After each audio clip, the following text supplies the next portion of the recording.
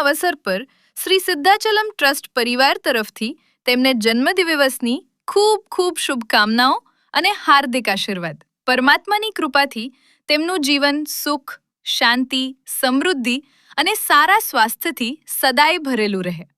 વિપિન, તમને જન્મદિવસની ખૂબ ખૂબ શુભકામનાઓ. જો આ વિડીયો તમને પસંદ આવ્યો હોય તો જરૂરથી લાઈક કરો, શેર કરો અને તમારા પરિવારજનો તથા મિત્રો સુધી પહોંચાડો.